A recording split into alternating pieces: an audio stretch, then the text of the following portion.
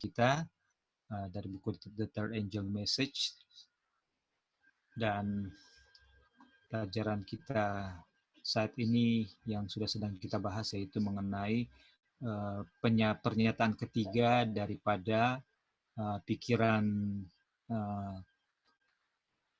pikiran duniawi yang merupakan kebalikan dari pikiran Kristus. Itu adalah pikiran carnal mind, pikiran setan, atau natural mind yang ada di dalam diri kita, dan juga diajarkan oleh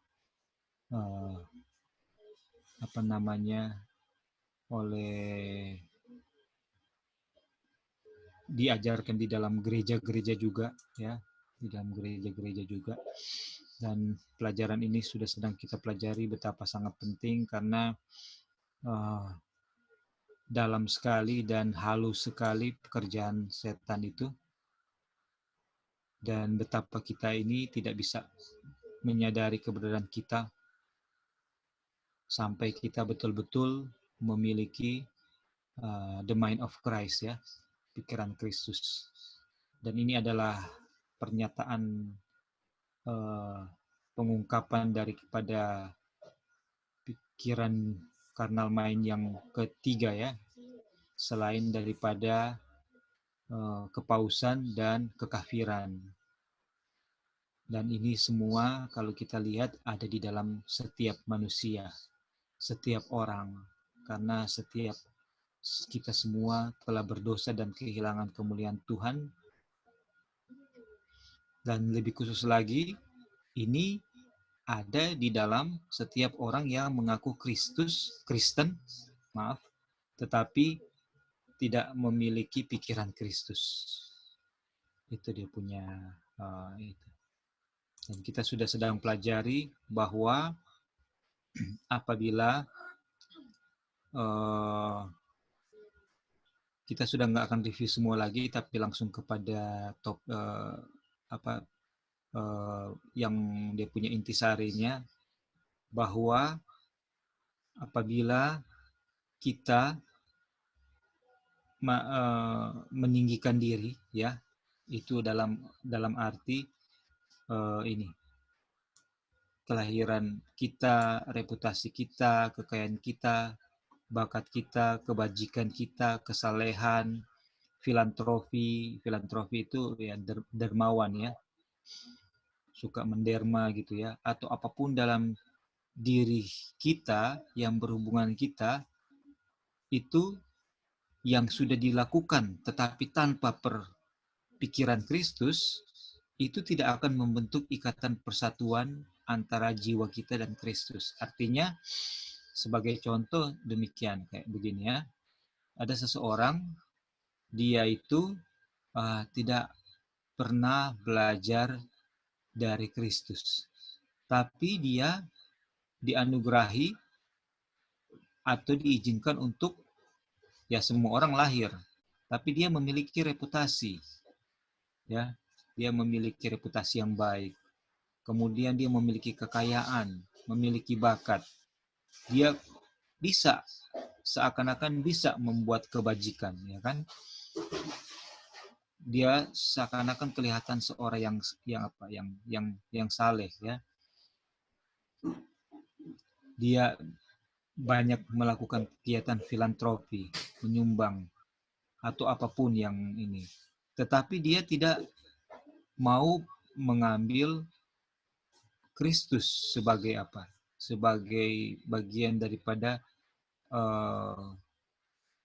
apa yang harus dia pelajari, dia imani. Nah, walaupun dia memiliki semua itu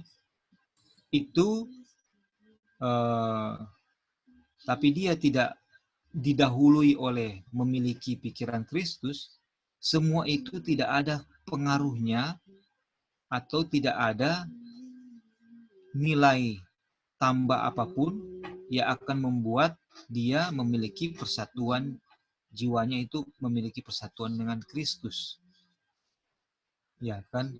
Jadi di sini pengkhotbah atau penulis dengan jelas menyatakan bahwa kita tidak bisa bersandar kepada hal-hal yang baik atau kelihatan baik ini dengan berpikir atau berharap bahwa itu akan membuat kita bersatu dengan Kristus. Bukan dari hal itu yang membuat kita bersatu dengan apa? Dengan Kristus, kan? Dan yang sudah kita pelajari semua adalah yang membuat kita bisa bersatu dengan Kristus itu adalah apa? Kristus sendiri. Melalui apa? Melalui dia punya kehidupan dan dia punya kematian yang apa? Yang kita terima dengan iman. Itu yang akan menyatukan kita, jiwa kita dengan Kristus. Nah, selama ini hal-hal yang di-highlight inilah yang banyak menipu saudara dan saya, yang banyak menipu orang-orang Kristen di atas dunia ini. Berpikir atau menyadari apa? Perbuatan baik mereka. Itu perbuatan baik yang mereka bisa perbuat itu yang sudah merasa sudah memiliki persatuan dengan jiwanya dengan Kristus. Itu. Jadi sampai di sini betapa kita diingatkan untuk mencari apa? Mencari Tuhan, mencari Bapa yang ada di dalam Kristus yang dinyatakan melalui kehidupan dan ajaran Kristus yang merupakan pikiran Kristus, yang merupakan pikiran Bapa. Oke, sampai di sini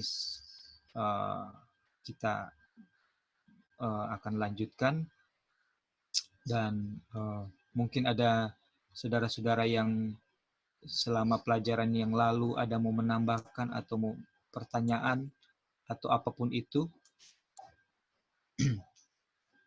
Apakah ada?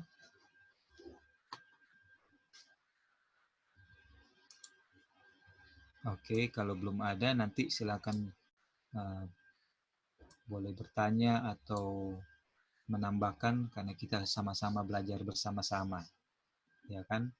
Dan kita lihat sini Lali.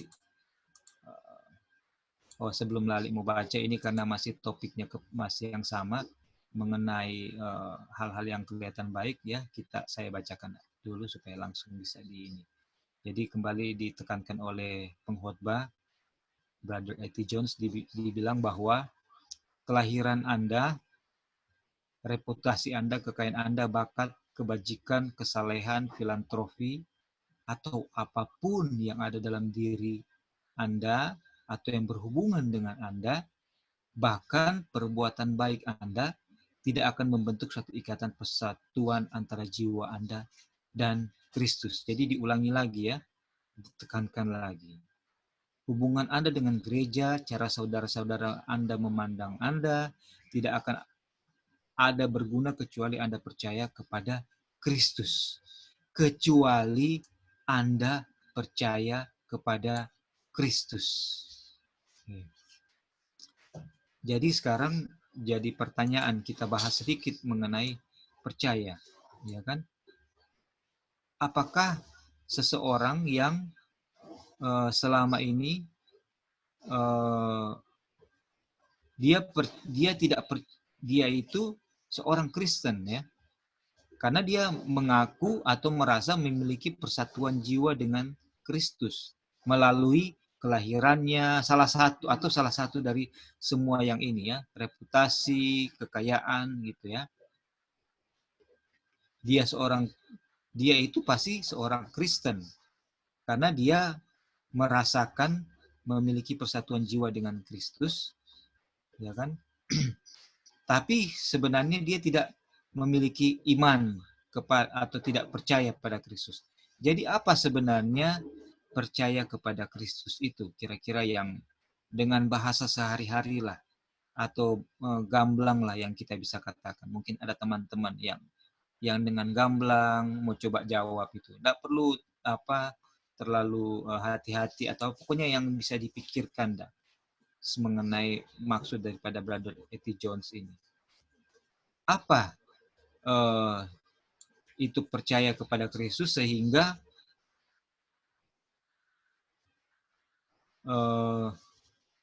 kita memiliki persatuan jiwa kita dengan Kristus. Karena di sini dikatakan hubungan Anda dengan gereja, your connection with the church, the manner in which your brethren regard you will be of no avail unless you believe in Christ. Jadi ini hubungan Anda dengan gereja, cara saudara-saudara Anda memandang Anda. Ini kan menjelaskan lebih jauh dari sebelumnya kan, tidak akan berguna.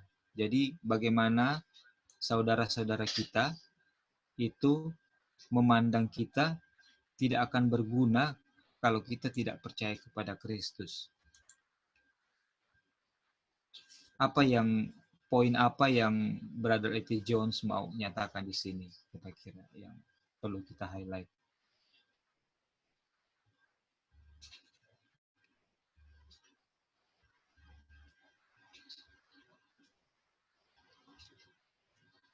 Mengenai percaya kepada Kristus.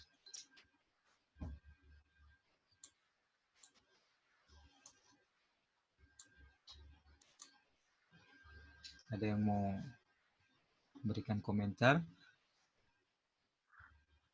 Iya Kak, jadi diselanjutkan kan akan kalau kita lihat ya dekat yang Kak Roy kasih itu, ada yang nggak cukup believe about him, tapi harus believe in him.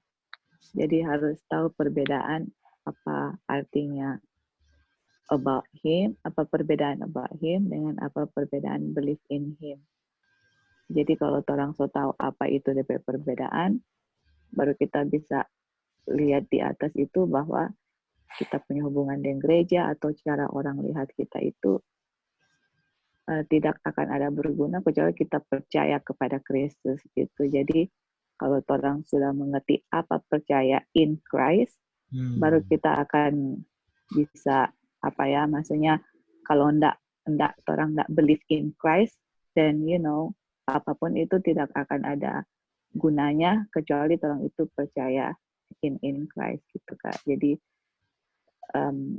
ya itu sih kita. Jadi mungkin Kak Roy akan jelaskan atau siapa yang mau baca berikutnya bisa jelaskan apa arti perbedaan about him dengan in him, baru kita bisa lihat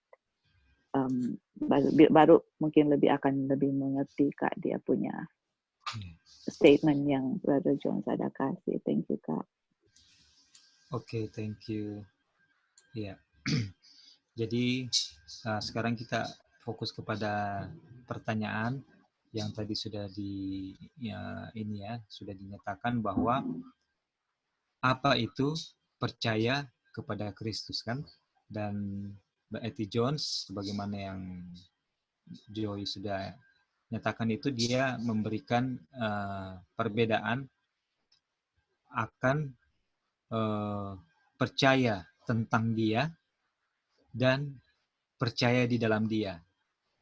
Dan kita pegang itu dalam pikiran kita.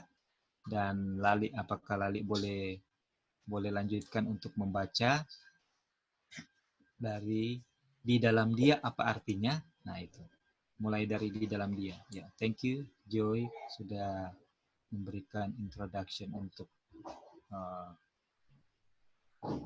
pemaparan dari E.T. Jones. Apakah Lali boleh baca di dalam dia apa artinya? Oke. Di dalam dia apa artinya? Anda harus bergantung sepenuhnya pada anugerah keselamatannya. Itu adalah agama Kristen, itu adalah pikiran Kristus. Tidak ada iblisme tentang itu sama sekali. Dan itu juga tidak bisa masuk ke sana. Mengapa Anda menemukan juga dalam langkah-langkah menuju Kristus atau step to Christ, ya, kebahagiaan sejati. Tidak disebutkan persis seperti itu.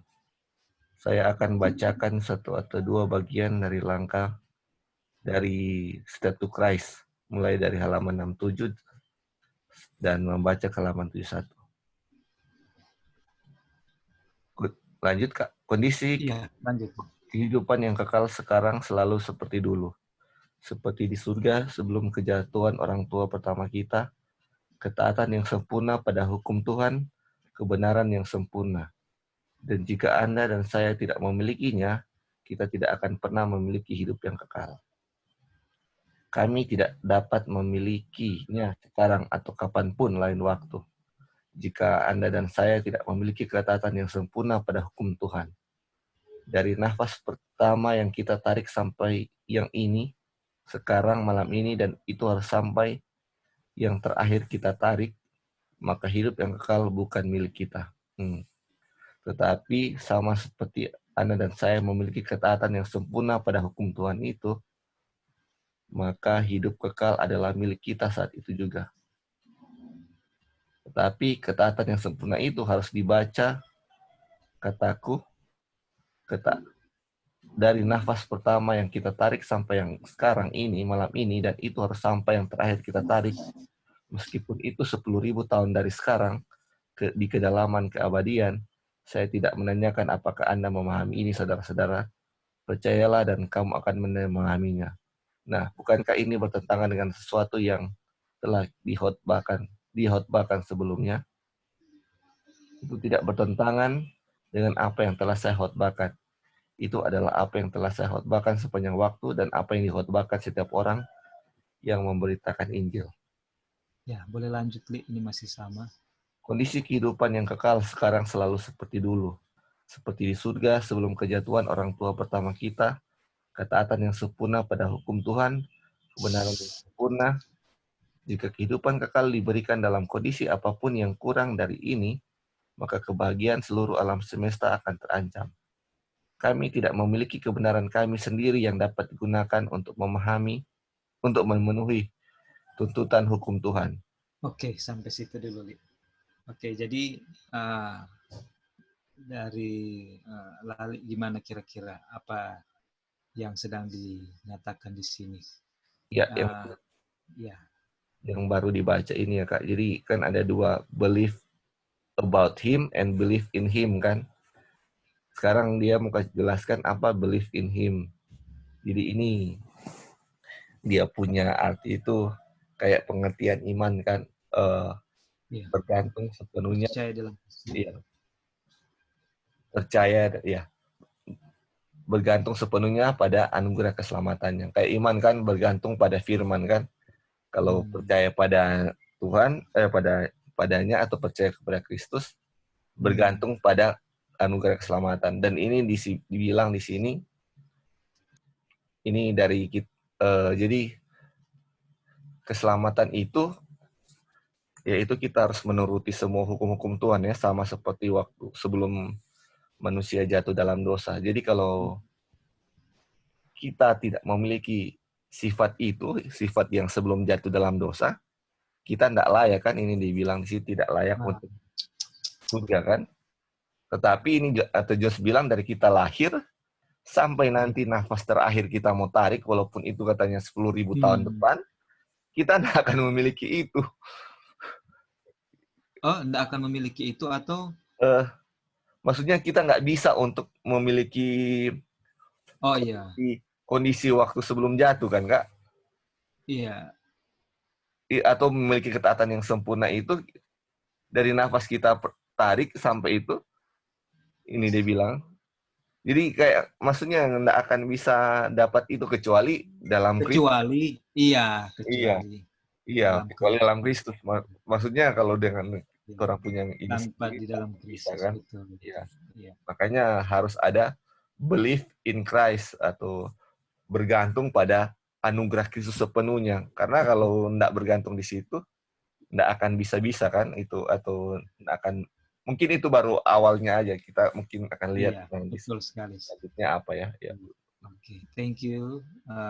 Sudah jelas sekali yang Bro Lali jelaskan. Jadi ketaatan yang sempurna atau perfect obedience itu hanya dimiliki apabila kita bergantung sepenuhnya kepada anugerah keselamatan yang merupakan agama Kristen, yang merupakan pikiran Kristus, ya kan?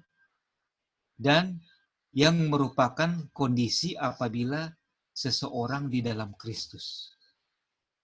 Dan buah-buahnya adalah dari sejak seseorang mengalami hal ini, selama Tuhan izinkan sejak dia di dalam Kristus sampai dia mati, tidak ada satu titik pun atau satu detik pun dia itu tidak menurut.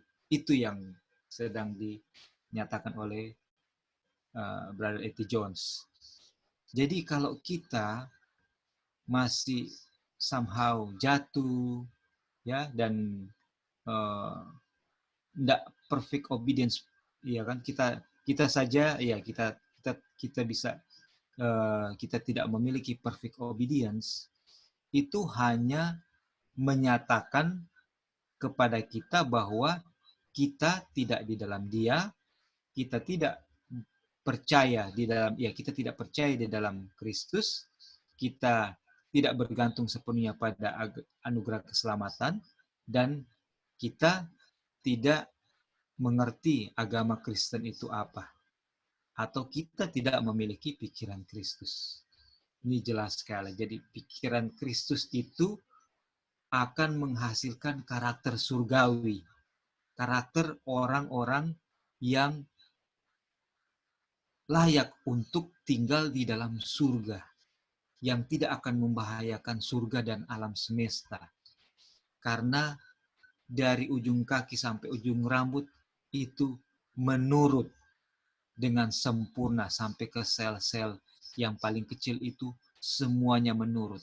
Kalau kita memiliki pikiran Kristus, kita mengerti agama Kristen, kita percaya di dalam Dia. Itu. Aduh.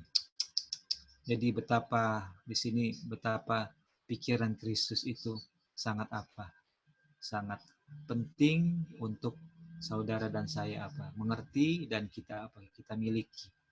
Karena itulah pikiran Kristus kepada Bapa. Oke. Thank you Lali, dan sekarang kita lanjut ke kondisi kehidupan yang kekal. Ini juga mungkin pasti akan masih bersambung dengan topik yang tadi. Halo Kak. Iya, silakan Joy. Oh ya, boleh Kak, sama sebelum dilanjut. Jadi kalau misalnya bahasa Indonesia mungkin nggak terlalu gimana ya kalau believe in Him and believe about Him. Jadi kalau di bahasa Inggris kayak misalnya gini, dia punya term kayak gini ya. Misalnya I know President Trump. Terus habis itu I know about him. I know about President Trump. Beda dengan I know my husband, begitu ya. Jadi I know about President Trump. Jadi I know about President Trump. Jadi kayak kita tahu about itu kayak oh iya, kita tahu dia itu presiden Amerika 45. Tapi saya hanya tahu sekedar ya, I know about President Trump. I know about something lah begitu. Jadi yang saya tahu itu hanya sekedar begitu ya. Tapi kalau kita bilang I know him atau I know my husband, I know him. Jadi dia mau bangun jam berapa, dia punya kesukaan apa, dia punya karakter bagaimana. I know him kayak gitu ya. Jadi bisa lihat about him dengan I know him, atau I know about Jesus, I know about Jesus or I believe in Jesus. Jadi kalau I know about Jesus itu sesuatu yang dari kulitnya. Oh ya, Yesus ya pencipta. Oh iya dia gini. Tapi hanya sekedar tahu begitu. Tapi kalau I believe in Jesus atau I know him, I know Jesus, itu Tuhan Yesus punya karakter, semua yang kita bisa tahu tentang Yesus saya tahu, sampai juga saya percaya dia punya belief dia punya grace yang akan menyelamatkan orang. Saya tahu persis.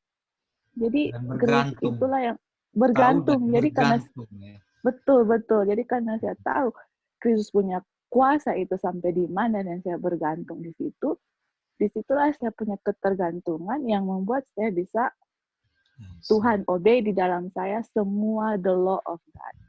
Makanya A.T. Jones kasih bilang, oh itu kehidupan eternal life itu harus ada perfect obedience kan, nggak bisa kalau nggak ada perfect obedience. Tapi untuk saya that's right. Untuk saya perfect obedience, natural carnal mind nggak bisa, harus ada the mind of Christ.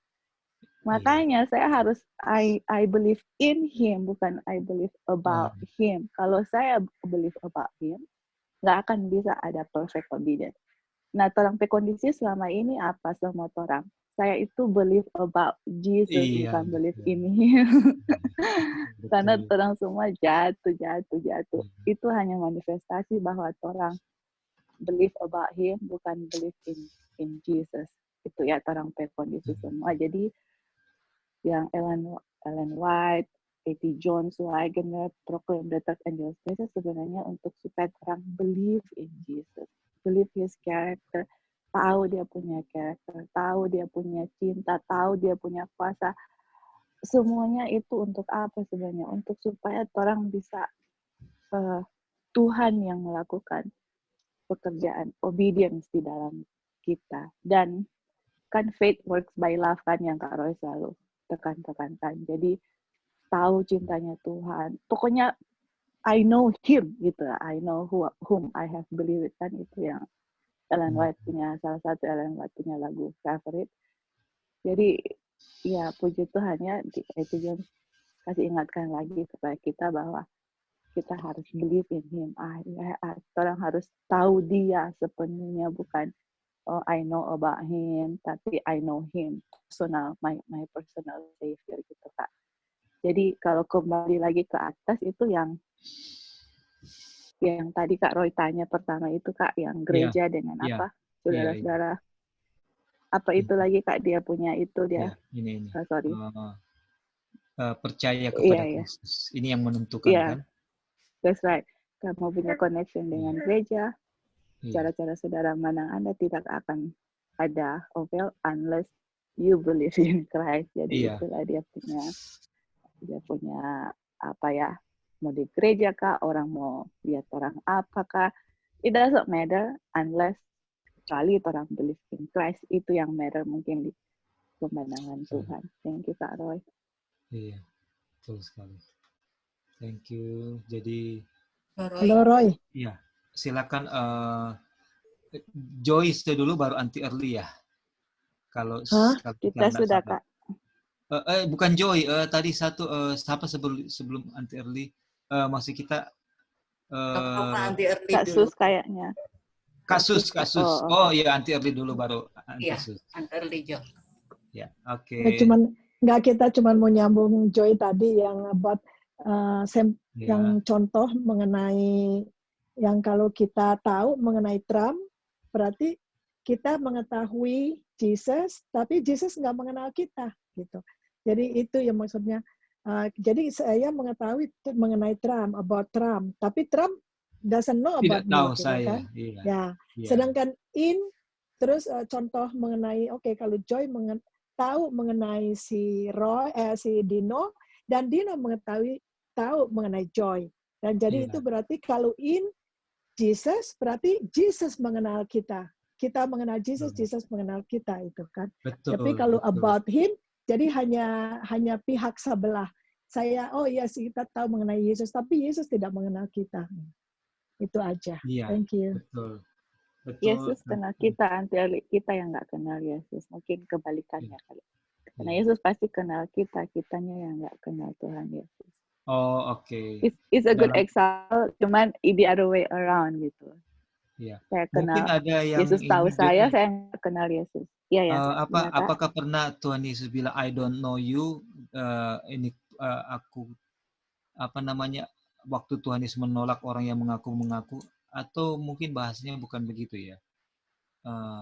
Itu Iya, yang Kak. yang ada Jadi di yang artinya iya, memang betul. Tuhan Yesus kenal kita, betul. Tapi pada Iya. saat judgment dan kita didapati Itu. wanting, kemudian Yesus kita ya. berseru-seru Tuhan Yesus bilang, aku tidak mengenal engkau dalam konteks. Dua-duanya benar dalam Iya, konteks. dua-dua. Ya. Iya. Iya, Kak. Iya, betul. Oke, thank you, Auntie Arli. Thank you, Kak. Ya, betul, ya. Oke, thank you, Tante Arli. Betul ya, Tuhan Yesus bilang dia tidak kenal kita dalam konteks karena kamu tidak kenal saya, gitu ya. Kamu tidak melakukan apa yang saya ini. Oke. Tadi siapa namanya? Kak Sus ya, silakan Kak. Iya. Saya aplikasikan dengan hubungan suami istri ya. Kalau hubungan suami istri itu yang satu rumah mungkin sudah saling mengenal, berbeda dengan yang ditinggal tugas atau ditinggal lama gitu ya. Dan lebih ini yang selalu di dalam rumah gitu ya. Apalagi pada saat-saat pertama kali berumah tangga, disitulah saling mengenal satu sama lain. Siapa dia dan siapa saya gitu. Berbeda dengan ketika berhubungan jarak jauh. Nah, begitu juga kita dengan Tuhan Yesus. Dan Tuhan Yesus selalu dekat dengan kita. Tetapi kitanya aja yang suka ambil jarak jauh ya, on off begitu. Tapi Yesus selalu datang kepada kita. Dan disinilah ketika Tuhan Yesus begitu sayang dengan umat-umatnya. Tadi di mana saya tadi ikut Bible study juga ya dengan kelompok Healing Way, di mana Tuhan Yesus Bapa yang di surga menggenapkan, sudah genap, dan dia selalu memberikan amaran kepada umat-umat Tuhan, apalagi di akhir zaman ini, bahwa inilah kebutuhan kalian. Dan dia selalu memberikan. Dia memberi, dan kita hanya menerima. Dan cuma hanya menerima, tetapi tidak menggunakan apa yang Tuhan berikan kepada kita. Tidak menggunakan dengan sebaik-baiknya, tidak menggunakan dengan bijaksana. Dan tentang hubungan yang di dalam Kristus itu memang sangat dalam ya.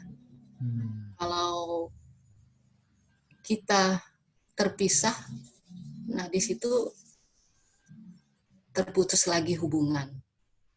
Seperti Yesus adalah kepala, kita tubuhnya.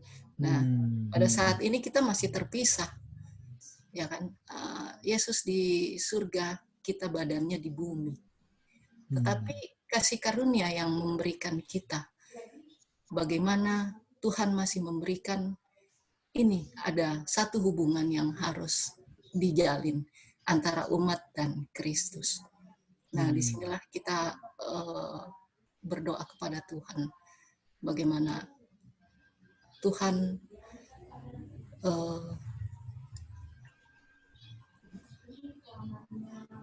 meminta ya, selalu datang dan meminta kepada Tuhan bahwa belajar untuk mendengar suara Tuhan. Seperti tadi kami belajar di Matius 2, bagaimana Yesus memberitahukan kepada Yusuf untuk keluar dari Mesir melalui mimpi.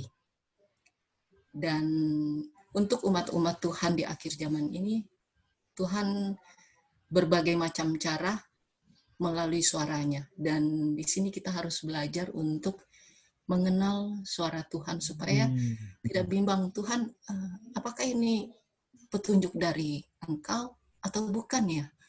Nah, ini yang sering terjadi di dalam diri saya. Masih banyak kebingungan karena belum ada hubungan yang iya, mengenal Tuhan. Di dalam Tuhan. Iya. Oke, makasih Roy. Terima kasih. Oke, jadi inilah yang poin yang sangat penting, vital, sangat tipis ya. Sangat tipis tapi sangat menentukan keselamatan. Karena penipuan diri itu nanti sebentar akan dilihat ya. Brother A.T. Jones menyinggung mengenai Wahyu 3 ayat 17, kondisi Laodikia. Karena saya tahu mengenai Kristus, tapi saya apa? Tidak di dalam Kristus, tidak mengenal Kristus, tidak bergantung pada Kristus. Ini sangat beda dia punya kondisi. Dan kalau kita mau baca di sini kembali lagi dia bilang sangat berbahaya kalau seseorang yang tidak di dalam Kristus itu berada di dalam kerajaan surga. Karena dia tidak bisa menghasilkan perfect obedience. Dan surga akan apa? Akan tercemar. Ini jelas sekali bahwa pengenalan akan Kristus dan sehingga boleh berada di dalam Kristus itu apa? Kita miliki. Yang mana kita tidak miliki apabila kita melihat kalau kita masih apa? Masih jatuh, masih bisa jatuh. Seperti itu ya. Dan inilah poin yang sangat vital yang mau dinyatakan oleh Brother A.T. Jones. Kemudian sekarang muncul pertanyaannya, bagaimana kita bisa memiliki hidup yang kekal? Ini, bagaimana kita bisa memiliki hidup yang kekal? Oke, mulai dari sini mungkin apakah Tante Early ya? Apakah Tante Early boleh tolong bacakan Tante Early? Habis itu nanti Sus, ya silakan. Itu ya, mulai dari itu kan? Ya, itu adalah demikian. Itu adalah demikian. Lalu bagaimana kita bisa memiliki hidup yang kekal? Kongregasi melalui Kristus.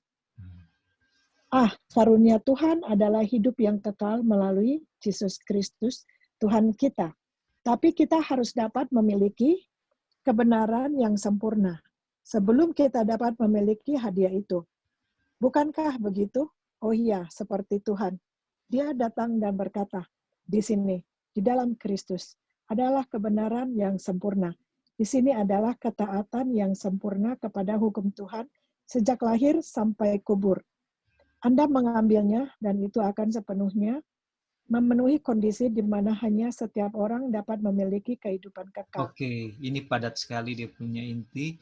Jadi bagaimana kita bisa memiliki hidup yang kekal, Aunty Early, menurut hukum Tuhan, percaya kebenaran yang sempurna di dalam Kristus. Mentaati hukum Tuhan yang sempurna. Ini sejak lahir sampai kubur, wah. Saya sejak lahir ini dosanya udah banyak nih, belum menurut ini. Nanti, ya. Jadi bagaimana supaya karena untuk memiliki hidup kekal kan harus menurut hukum Tuhan. Bagaimana supaya bisa menurut menurut kutipan itu katanya ini? Percaya di dalam Kristus apa? Di dalam Kristus, iya, melalui Kristus. Ini melalui Kristus. Iya. Tapi kenapa melalui Kristus? Padahal kita bilang tadi kan di dalam Kristus. Jadi dari melalui sampai di dalam ya betul. Iya. Karena Kristus bilang kan, no man can come to the Father atau come unto the Father but by me kan. Itu. Jadi tidak mungkin kita datang kepada Bapa tanpa kita mengambil Kristus sebagai juru selamat kita. Itu. Aduh. Oke, kira-kira ada lagi yang mau menambahkan?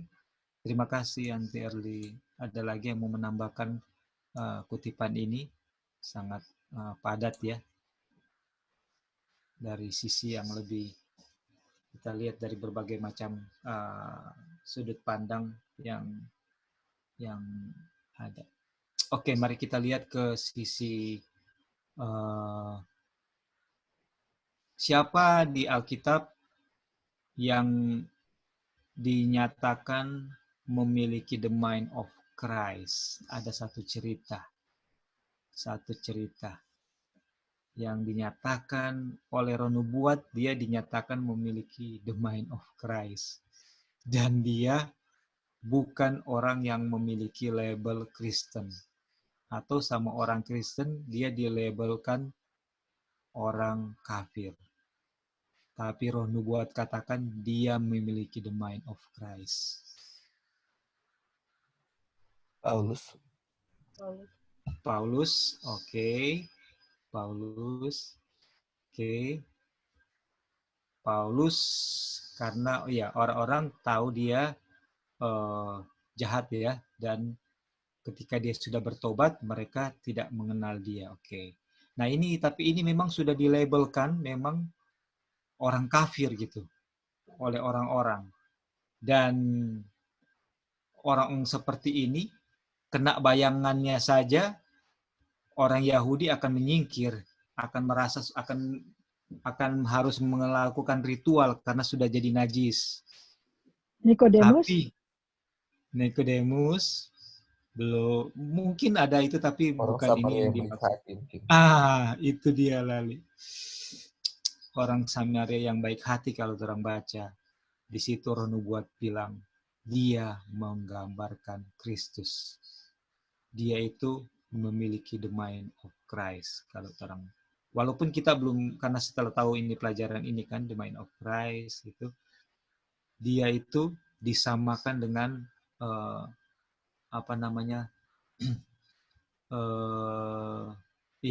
dengan Kristus. Nah, kenapa dia disamakan dengan Kristus? Karena kalau Kristus berada di posisi orang Samaria yang baik hati, Kristus akan melakukan sama seperti yang sudah dilakukan oleh orang Samaria yang baik hati. Nothing less, tidak ada yang kurang yang Kristus lakukan, dan yang dilakukan oleh orang Samaria yang baik itu tidak kurang kalau Kristus ada di posisi dia. Itu mungkin kalau orang baca itu akan lihat di situ roh nubuat katakan yang demikian ya. Jadi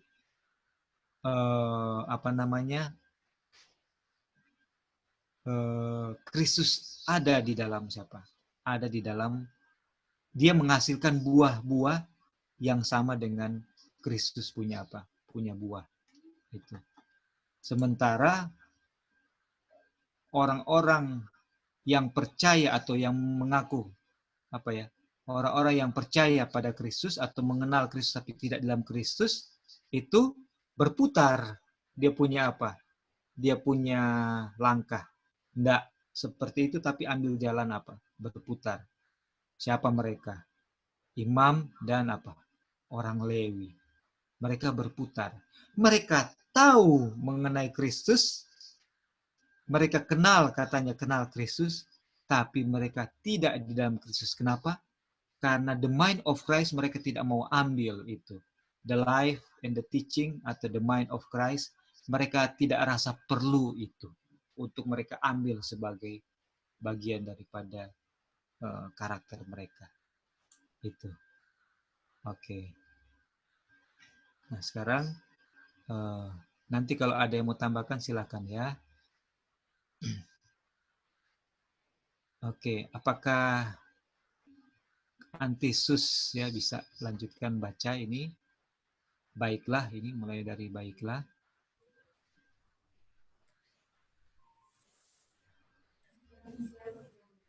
Baiklah, apakah kamu tidak senang dengan itu? Saya sangat senang karena saya tidak tahu apalagi yang harus dilakukan selain menjadi senang. Oh, dia ingin saya memiliki hidup yang kekal. Saya tidak punya apa-apa untuk pantas mendapatkannya. Saya tidak ada satu hal pun yang akan memenuhi syarat di mana saya itu yang dapat diberikan. Segala sesuatu yang saya miliki akan menghancurkan alam semesta jika dia memberi saya kehidupan yang kekal di atasnya. Nah, dia tidak bisa melakukan itu. Tetapi dia ingin saya memiliki hidup yang kekal. Dia teramat sangat ingin saya memilikinya, sehingga dia telah mati agar saya mungkin memilikinya. Nah, lanjut Kak, di sini. Dan sekali lagi saya katakan, itu seperti Tuhan yang adalah cinta sebagaimana Dia. Dia datang dan berkata, di sini, di dalam Kristus, ketaatan yang sempurna dari nafas pertama yang pernah Anda tarik, sampai yang terakhir, dan Anda ambillah Dia dan kebenarannya, dan kemudian Anda mendapatkan yang lain. Itulah kondisinya. Bagus, bagus. Ya Pak, kami tidak memiliki kebenaran kami sendiri yang dapat digunakan untuk memenuhi tuntutan hukum Tuhan. Tapi Kristus telah membuat jalan keluar bagi kita. Terima kasih Tuhan. Apa ini Kak poin penting yang disampaikan oleh Brother Eti Jones mengenai kehidupan kekal dan kondisi saya? Ya, memang manusia itu setelah jatuh dalam dosa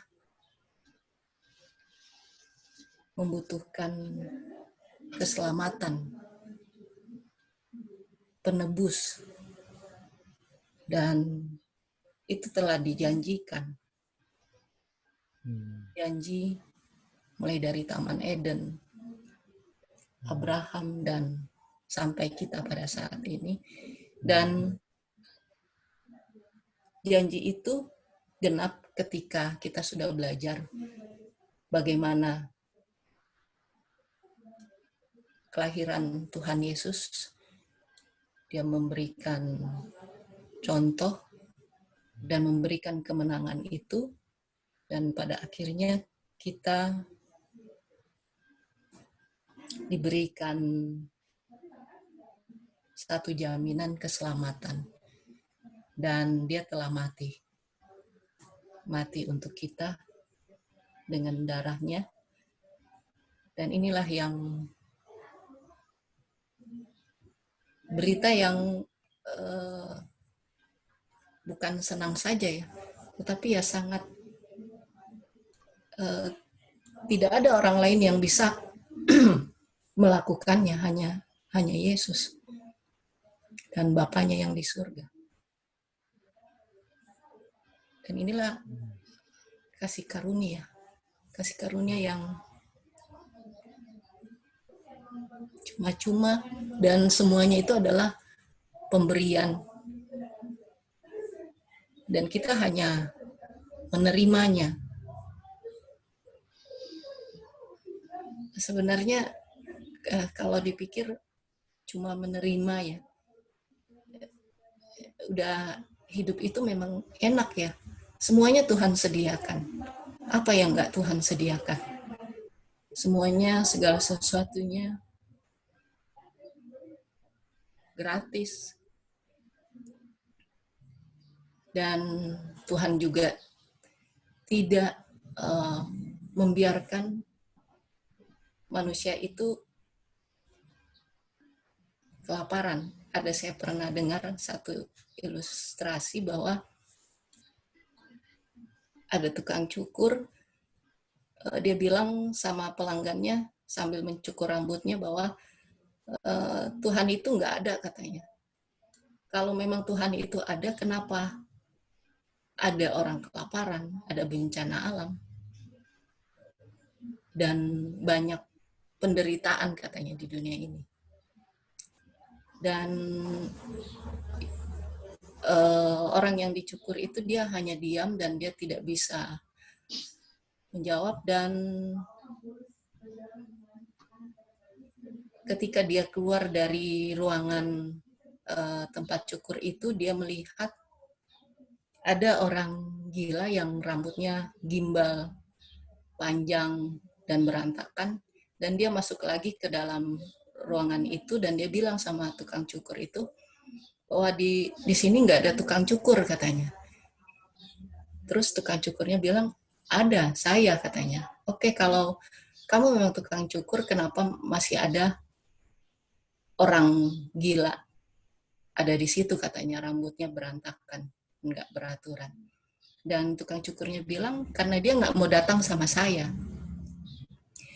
Dan orang yang dicukur rambutnya itu dia bilang, ya begitu juga manusia-manusia ciptaan Tuhan. Kenapa semuanya ini terjadi? Karena kita tidak datang kepada Tuhan. Itu juga pada waktu kejatuhan manusia yang pertama. Ketika mereka jatuh, mereka mencari kebenaran sendiri, menutupi kesalahan mereka. Mereka tidak mau cari pada Tuhan. Nah, disinilah yang sebenarnya yang Tuhan selalu menyediakan. Dan dia telah mati untuk kita. Dan di sini kita mulai belajar bahwa di dalam Kristus ada keselamatan.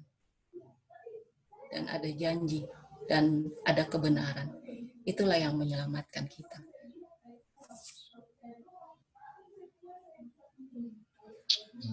Thank you, Kak. Ada lagi yang lain mau menambahkan poin yang sangat penting di sini.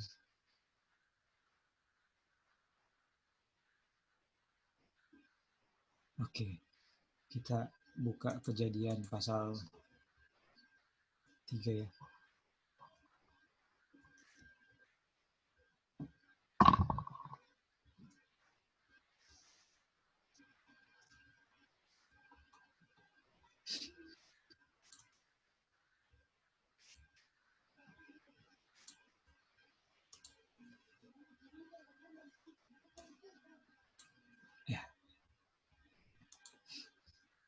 Sini dibilang bahwa kita coba lihat, dia teramat sangat ingin saya memilikinya, sehingga dia telah mati agar saya mungkin memilikinya. Jadi teramat sangat ya, teramat sangat mau. Tuhan rindu, mau kita untuk memiliki kehidupan yang kekal. Padahal kondisi kita saat itu tidak memenuhi syarat untuk memperoleh kehidupan yang kekal. Dan kalau kondisi kita dengan as is, apa adanya, mau diberikan kehidupan yang kekal, maka alam semesta itu apa? Akan dihancurkan oleh kita. Mari kita lihat, betul enggak sih apa yang dinyatakan Brother E.T. Jones mengenai ini kan? Kita baca di Kejadian 3 ayat 8, dikatakan begini. Ketika mereka mendengar bunyi langkah Tuhan yang berjalan dalam taman itu pada waktu hari sejuk, bersembunyilah manusia dan istrinya itu terhadap Tuhan di antara pohon-pohon dalam taman. Kenapa Adam dan Hawa bersembunyi waktu mendengar langkah kaki Tuhan di dalam taman? Karena apa sebelumnya yang sudah mereka lakukan?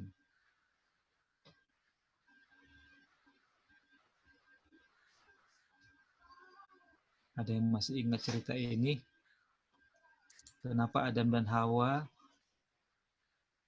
bersembunyi dari Tuhan?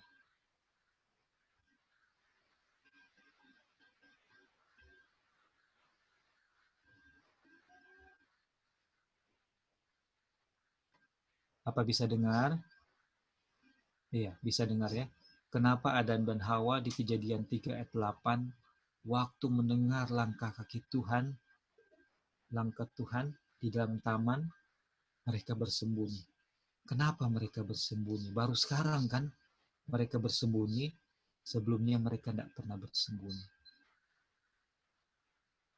Ada apa dengan mereka? Apa yang mereka rasakan? Apa yang mereka perbuat? Ya, Lali. Ada perfect obedience dalam diri mereka kan, Kak? Karena mereka apa, Li? Sudah tidak ada perfect obedience. Ketika mereka jatuh itu, sudah tidak ada righteousness Tuhan. Jadi mereka sudah apa tadi? Sudah jatuh. Iya, betul, Li. Karena mereka sudah.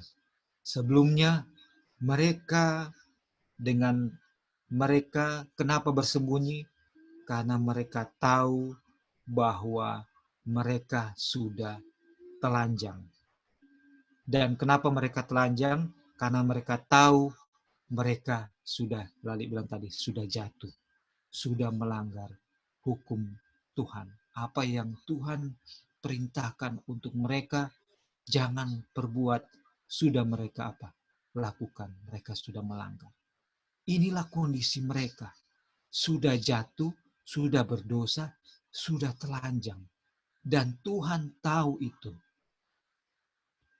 Dan waktu Tuhan datang kepada mereka berjalan di taman, itu bukan seperti saudara dan saya. Dia berjalan, tidak tahu apa-apa. Dia tidak tahu Adam dan Hawa perbuat apa. Bukan dia tidak tahu apa yang akan mereka Adam dan Hawa harus alami.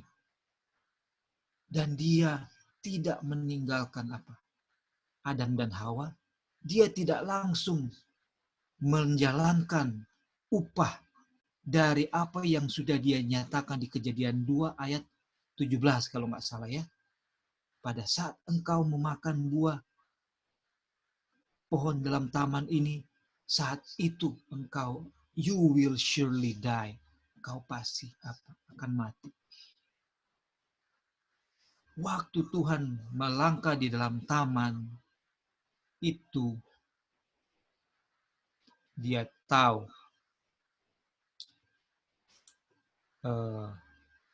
the end from the beginning. Dia waktu kita akan kita baca terus ya.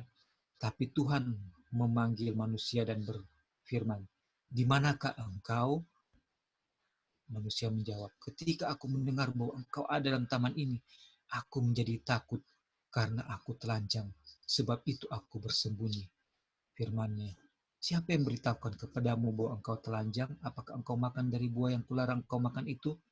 Perempuan yang kau tempatkan di sisiku, dialah yang memberi dari buah pohon itu kepadaku, maka ku makan. Jadi sudah bersembunyi, sudah telanjang, sudah melemparkan melemparkan itu kesalahan kepada orang lain. Itu kondisinya. Terus kemudian berfirman Tuhan kepada perempuan, apa yang telah kau perbuat itu? Ini jawab perempuan itu, ular yang memperdayakan aku maka ku makan. Sama Adam dan Hawa saling apa?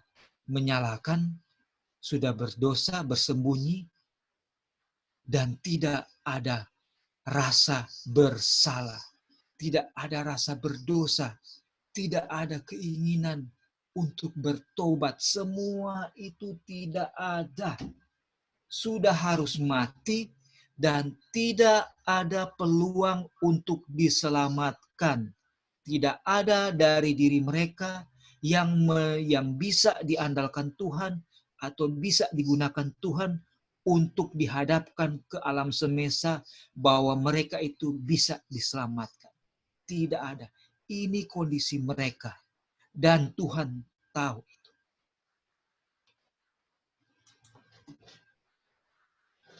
Dan waktu Tuhan datang,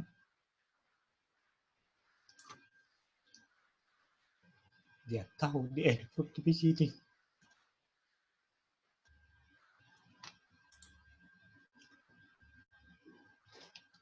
Waktu dia nyatakan Kejadian 3 ayat 15. Aku akan mengadakan permusuhan antara engkau dan perempuan ini. antara keturunanmu dan keturunannya akan meremukkan kepalamu dan engkau akan meremukkan tumitnya.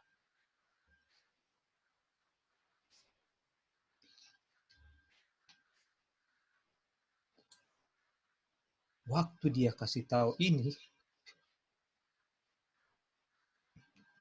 dia tahu bahwa dia harus mati di salib.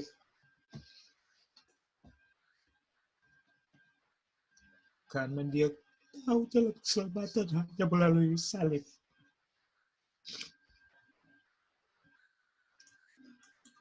Selagi Adam dan Hawa tidak menunjukkan kebaikan apa-apa, dia sudah menyatakan bahwa saya akan mati di salib. Kejadian 3 ayat 15, dan oleh Mrs. White dinyatakan, inilah Injil yang pertama. Setelah itu di ayat 21 dikatakan bahwa Tuhan membuat pakaian dari kulit binatang untuk manusia dan untuk istrinya, lalu mengenakannya kepada mereka. Binatang yang dia domba atau binatang yang dia korbankan, dia tahu itu adalah dirinya sendiri sebagai jalan keselamatan. Kapan Tuhan bikin ini? Selagi Hawa bilang setan yang dia ular yang memberikan dan aku makan. Selagi Adam bilang perempuan yang memberikan itu padaku. Selagi tidak ada kebaikan dalam manusia, dia sudah bertekad dan berkeputusan untuk mati bagi mereka. Inilah yang dinyatakan oleh Brother Eddie Jones, bahwa kalau saja dengan kondisi saling menyalahkan seperti ini, dan manusia dibawa ke dalam kerajaan surga, maka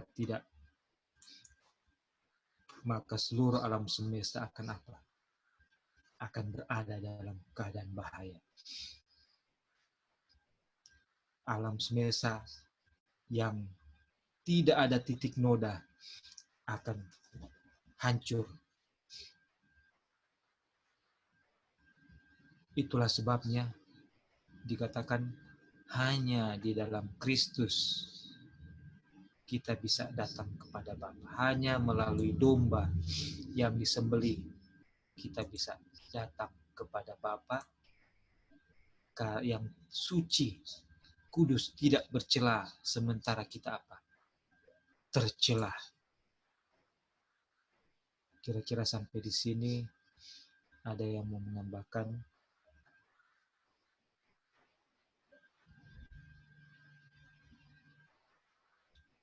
Dan dikatakan bahwa kami tidak memiliki kebenaran kami sendiri yang dapat digunakan untuk memenuhi tuntutan hukum Tuhan. Tetapi Kristus telah membuat jalan keluar bagi kita. Kristus datang kepada Adam dan Hawa di Taman Eden. Selagi Adam dan Hawa bersembunyi, selagi Adam dan Hawa telanjang, selagi Adam dan Hawa berusaha menutupi ketelanjangan mereka dengan usaha sendiri, dan Kristus menyatakan bahwa dia akan mati bagi mereka. Dan kita dengan kondisi tanpa pikiran Kristus, kita seperti sedang mengenakan pakaian dari daun, mengenakan cawat atau apron dari daun. Itulah kondisi orang Kristen, kondisi Laodikia, mengenakan cawat dari apron, tanpa cawat atau apron. Tanpa kebenaran Kristus, kita tanpa pikiran Kristus dan kebenaran Kristus, kita seperti sedang mengenakan pakaian dari Daud. Oke.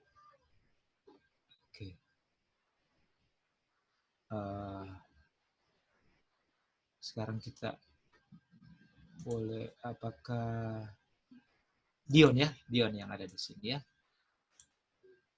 Apakah Dion lagi posisi? Ya, silakan. Apa boleh baca Dion? Bisa, Uncle, bisa. Oke, silakan. Dari Dia Hidupkan. Iya. Ya. Dia hidup di bumi di tengah pencobaan dan godaan seperti yang harus kita temui. Dia menjalani kehidupan tanpa dosa. Dia mati untuk kita dan sekarang dia menawarkan untuk menanggung dosa kita dan memberi kita kebenarannya. Benar-benar perdagangan. Sungguh suatu perdagangan. Saudara-saudara, bukankah mengerikan bahwa pria akan begitu ragu dan berlama-lama lengah sebelum mereka akan menyerahkan segalanya dan melakukan perdagangan yang diberkati itu? Bukankah itu mengerikan? Lanjut. Iya, lanjut. Jika Anda menyerahkan diri Anda kepadanya dan menerima dia sebagai juru selamat Anda, maka berdosa seperti yang mungkin telah dimiliki hidup Anda, deminya Anda diperhitungkan benar. Karakter Kristus menggantikan karakter Anda dan Anda diterima di hadapan Tuhan sama seperti Anda tidak berdosa.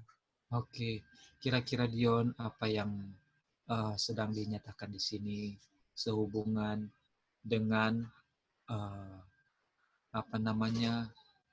pertukaran. Kita mulai dari pertukaran dulu atau perdagangan ya. Kalau perdagangan kan itu artinya saya menawarkan produk dan Anda membayar produk itu dengan uang, saya dapat uang, Anda mendapatkan produk. Itu yang dimaksud dengan perdagangan. Atau sama dengan pertukaran, barter. Itu sama saja. Hanya saja kalau dahulu barter itu barang diganti dengan barang, sekarang ada dia punya apa? Ada mediator di tengah-tengah, yaitu cash, uang. Ya kan? Dari mediator ini bisa ditukarkan lagi dengan barang yang lain. Nah, apa yang dimaksud dengan pertukaran atau perdagangan di sini? Apakah Dion bisa mengerti?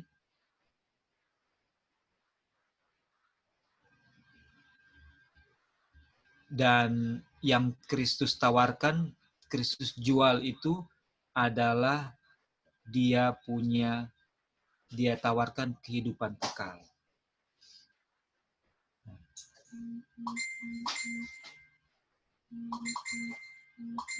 Apakah Dion ada komentar atau silakan Dion ada komentar yang Dion rasain sebelum? Nggak ada sih, merasakan betapa besar kasih Tuhan sama orang kan. Dia tukar dengan kematiannya diberikan orang kehidupan kekal. Itu dia perdagangannya Dion. Thank you Dion. Jadi itu melalui kehidupan dan kematiannya Kristus menawarkan kepada kita produknya. Dan yang harus kita bayar itu dengan memberikan apa kepadanya, Dion? Diri kita sepenuhnya. Diri kita. The whole of man. Ya kan? Spirit, soul, and apa? Body. Kita kasih semua yang ada di kita dan kita terima kehidupan yang kekal. Inilah perdagangan itu.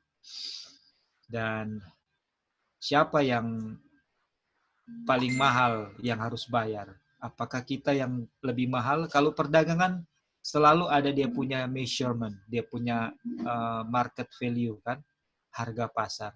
Atau ada juga book value, harga pembuatan, harga perolehan. Waktu saya beli barang itu, atau waktu saya produksi sendiri barang itu, atau waktu buah itu saya ambil dari pohon, saya mengukur itu dengan dan itu disebut book value. Tapi saya lihat di pasar itu satu keranjang harganya sekian. Wah, ini ada selisihnya. ada selisihnya. Selisihnya itu jadi kita punya profit, kita punya keuntungan. Gitu. Nah, book value atau harga perolehan yang paling mahal siapa? Book value diri saya atau book value keselamatan yang mau kita terima, yang dijual oleh Tuhan Yesus? Mana yang lebih mahal? Keselamatan. Keselamatan. Kenapa itu lebih mahal? Berapa nilai keselamatan yang ditawarkan oleh Tuhan Yesus dalam perdagangan ini? Harga satu surga, Uncle. Itu betul sekali, Dion. Tepat sekali Dion punya jawaban. Segenap isi surga. By giving Jesus, God gives all heaven. Dengan memberikan Yesus, Tuhan memberikan segenap surga. Ada Bapa di situ, ada singgasana kerajaan Bapa di situ yang dipertaruhkan. Ada para malaikat yang harus bekerja sebagai juru kabar, dan segenap alam semesta menjadi saksi. Itulah harga yang ditawarkan kepada kita. Dan yang harus kita bayar apa? Cuman tadi kepada Tuhan.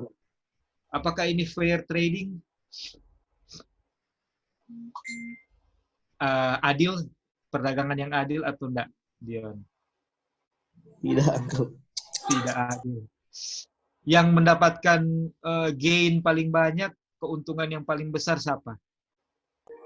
Manusia. Manusia. Tapi, apakah manusia mau melakukan trading ini? Banyak yang menolak. Banyak yang menolak. Kenapa menolak? Karena tidak melihat atau tidak mengukur, tidak bisa, karena gagal untuk melihat nilai yang ditawarkan, yaitu the goodness of God. Gagal untuk melihat the goodness of God, kebaikan Tuhan yang merupakan fondasi daripada pemerintahannya, yaitu God is love. Here in His love, not we are love God, but God love us. Karena gagal melihat kebaikan Tuhan, kita tidak mau melakukan trading ini. Sementara trading yang keuntungannya 10, 20, 30%, 40%, itu kita mau untuk lakukan itu. Kita dapat keuntungan di situ. Tapi trading yang nilainya berjuta-juta miliun, tidak bisa dihitung kali lipat, itu kita tidak mau. Dan kapan kita mau? Waktu kita lihat the goodness of God. Baru kita bilang, Lord, here I am.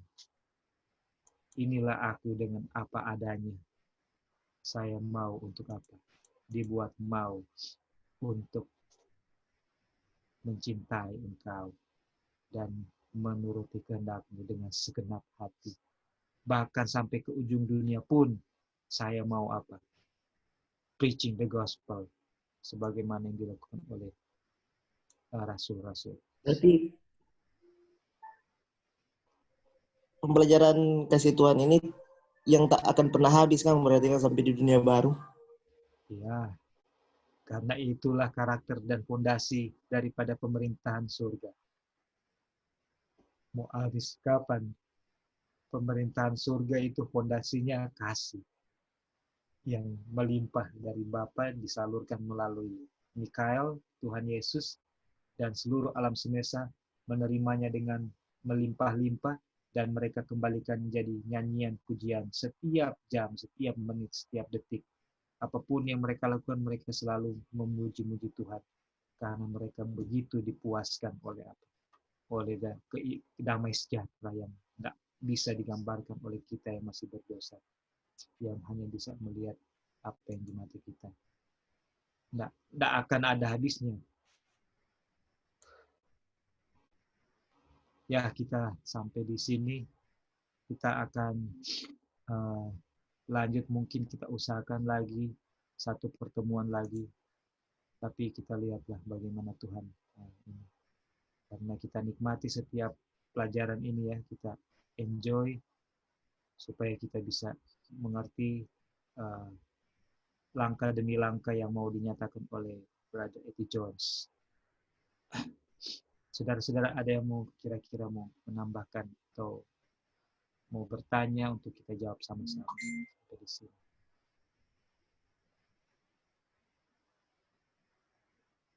Anyway, thank you Dion. Oke. Ada yang mau menambahkan?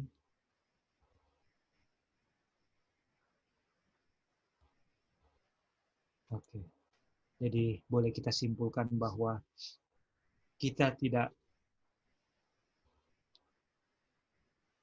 layak untuk masuk dalam kerajaan surga karena kita tidak bisa menghasilkan perfect obedience, dan harus ada sesuatu yang diberikan yang kita sudah baca, yaitu kebenaran Kristus yang menutupi kita, ya, atau kebenaran Kristus yang terpancar dari dalam kita, karena itu masuk dari dalam hati kan, dari dalam kasih, dari dalam sel-sel tubuh kita itu masuk, dan itu keluar dari dalam kita.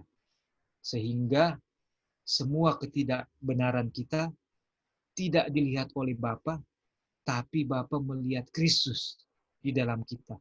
Karena Kristus memang ada di dalam kita. Karena kita di dalam Kristus, Kristus di dalam kita, sehingga Bapa tidak memandang lagi kondisi Adam dan Hawa sebelumnya. Bapa tidak melihat lagi mereka punya pelanggaran, mereka punya, Adam punya penolakan, Adam punya melempar kesalahan. Itu tidak dilihat oleh Bapa lagi.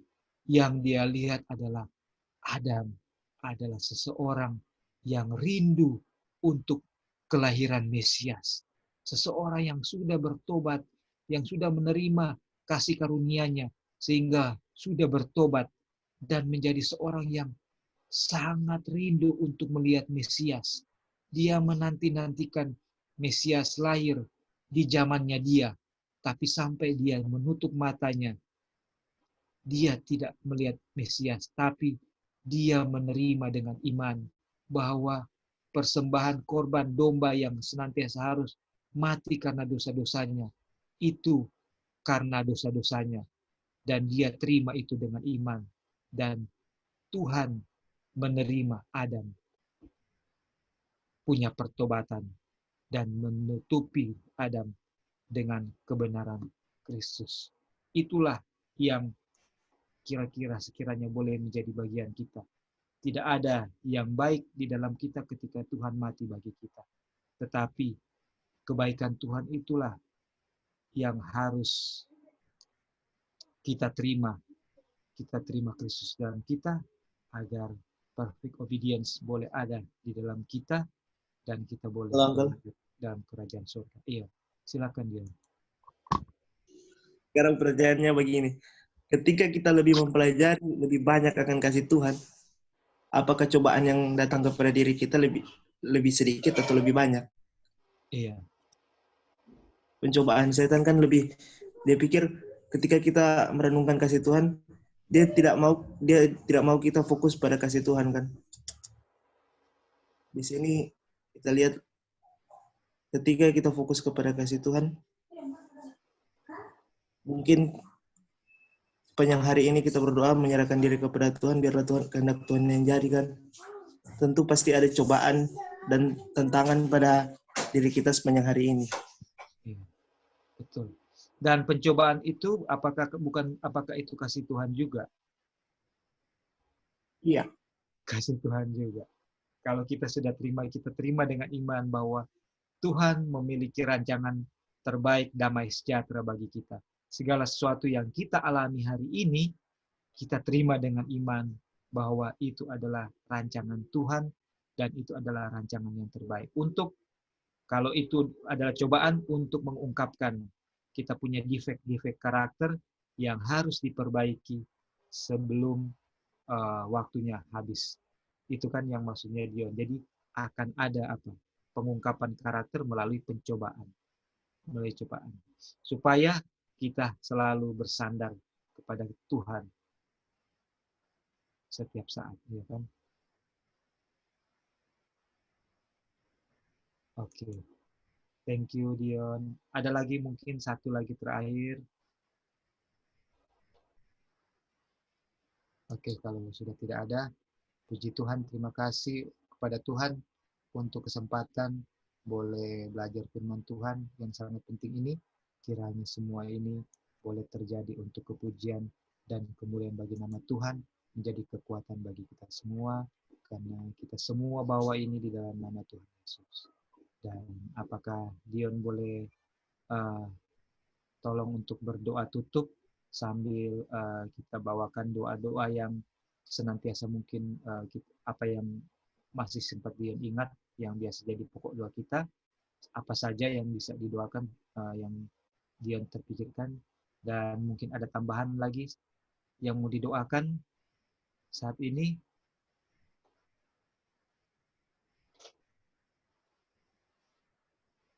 Oke, kalau sudah tidak ada, baik kita, apakah Dion boleh pimpin dalam doa, kita berdoa bersama-sama.